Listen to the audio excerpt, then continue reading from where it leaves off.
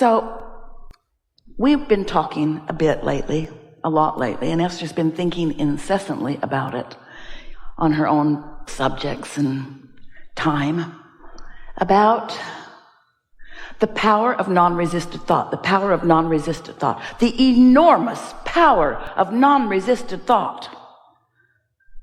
I want this, I want that, I would like to have that, but no power in that. And the reason that there's no power in it is because you killed the momentum right away. Oh, lovely, but I would really like to have that, but. So, no momentum. So, let's just say that power is momentum, and that momentum is power. And that power is non-resisted, and momentum is non-resisted.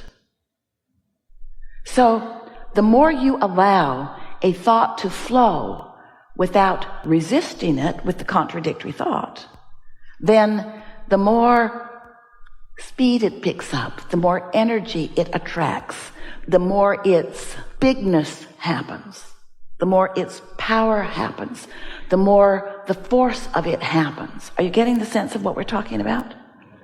So, if you are thinking a thought about something you really, really want, that you've been a while wanting, and your conclusion is it hasn't come yet and is too slow in coming, then when you think about this thought, you think about it with such a mix of resistance that nothing changes. It just stays in its same relationship with you. You want it, but you want it, but you've got a push-pull going on with it. So no momentum ever happens, and no what feels and looks like magic to you and others ever happens, because you don't allow the momentum to allow it to happen. If you have a thought about something that you don't care that much about, you're not offering much resistance to it because you're not thinking about it that much.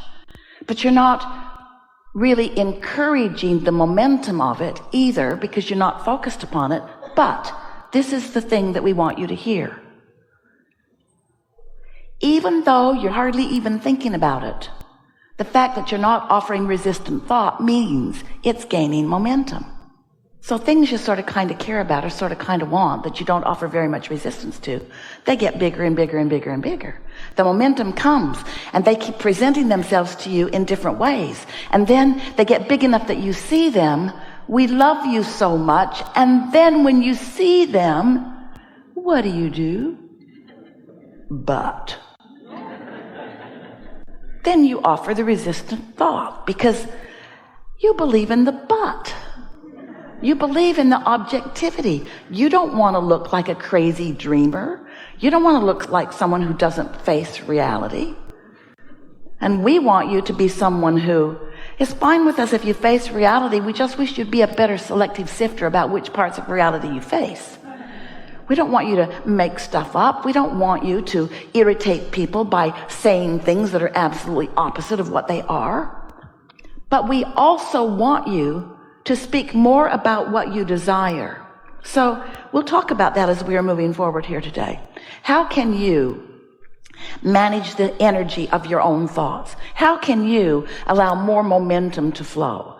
How can you allow enough momentum of what you desire to flow that your contradictory beliefs don't have enough power to really slow them down that much?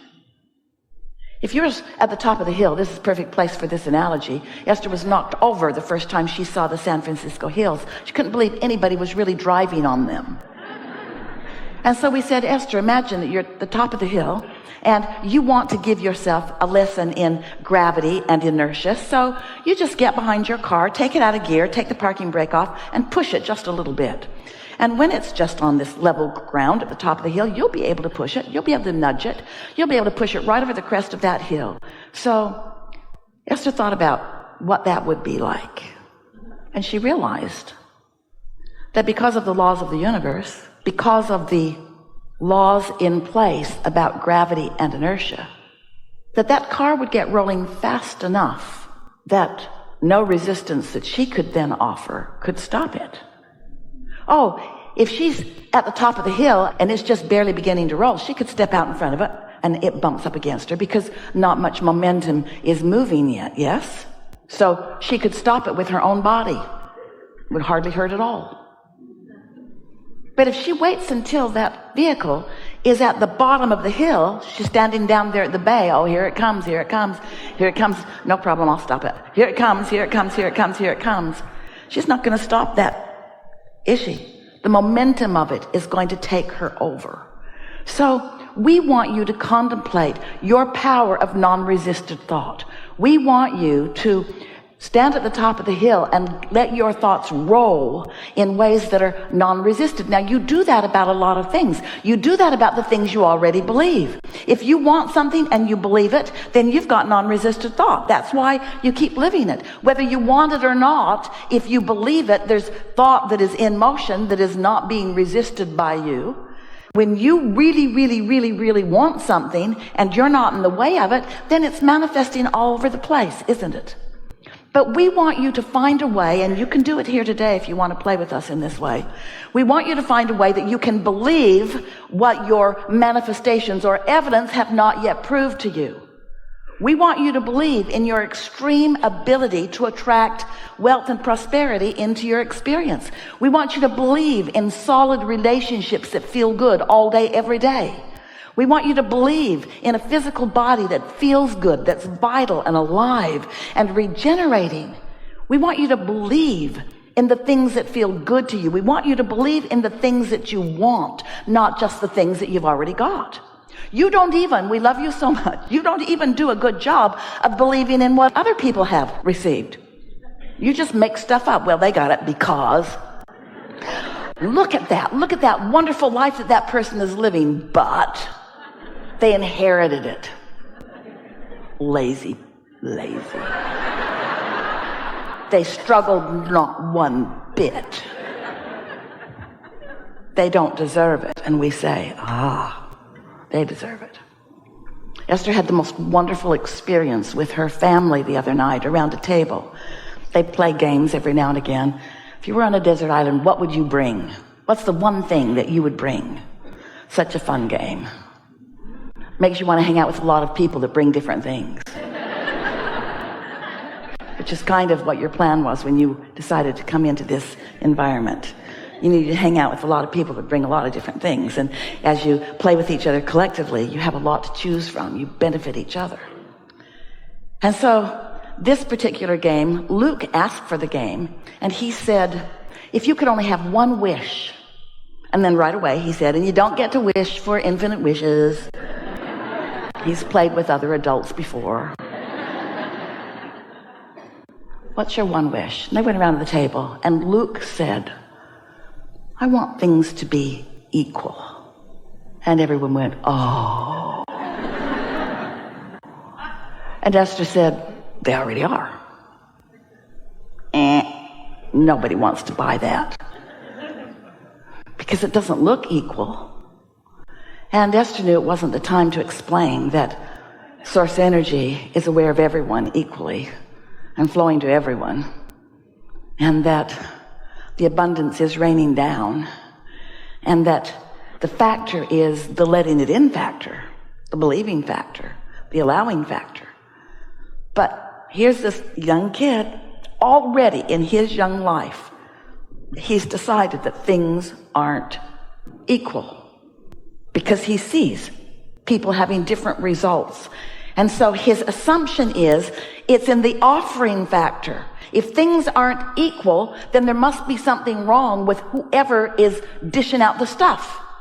They must be mixed up. They are unfairly offering the abundance to the universe. They're offering it over there and not over there, and they're offering it over there and not over there. Because some people are sick, and some people are well, and some people are happy, and some people are sad, and some people are prosperous, and some people aren't. In other words, there's all kinds of injustice that this very young person is witnessing as he looks around the world, and his logical conclusion is, it's not equal. It's not equal because the manifestations are so varied. It is not equal. And Esther wanted to have 100 hours that she could just sit and softly explain the equality of the law of attraction. the fairness of it, the offering of it to everyone. And Esther knows that it doesn't seem equal if you're in an environment where people are optimistic, and so you just pick that habit up, as compared to somebody who's in an environment where people are very pessimistic and you pick that up. Esther gets it that different people are having different exposure to life. But she wants so much for everyone to understand that there is this power of the universe that is available to everyone. And it's a power that as you pay attention to how you feel, you can feel your in this moment allowance and utilization of it, or you can feel your pinching offiness of it. You can feel it. And so all day, every day, Esther and those like her, you guys, are having exposure to life that's letting you know. When something comes into your experience, notice the vibrational quality of it. And by that we mean, pay attention to the way that you've been feeling about that. There are two ways to know what you're creating in your experience. Two ways. One is wait till it manifests and then you look at it and say, yeah, that's about right. Or feel it before it manifests and then decide whether to encourage the feeling further or whether to choose something that feels differently. Because there is a momentum in every thought, and the things that you are thinking about are coming to you, whether you want them or not. You are powerful creators. You just have an abundance and a non-physical energy and a well-being stream and source energy who has been here and been here and been here, who is being here and being here and being here, who is on your side, who is promoting the things that you care about. But this law of attraction is an across the board, very even deal, where you get what you think about whether you want it or not. But you don't get what you think about whether you want it or not without knowing the direction of it. In other words, you can tell by the way you feel, because your inner being is source energy and thinking about the things that you are thinking about, and has a very clear perspective. When you say you want something, your inner being thinks, yes, yes, absolutely yes. And when you think, I want that, and then you are thinking, but...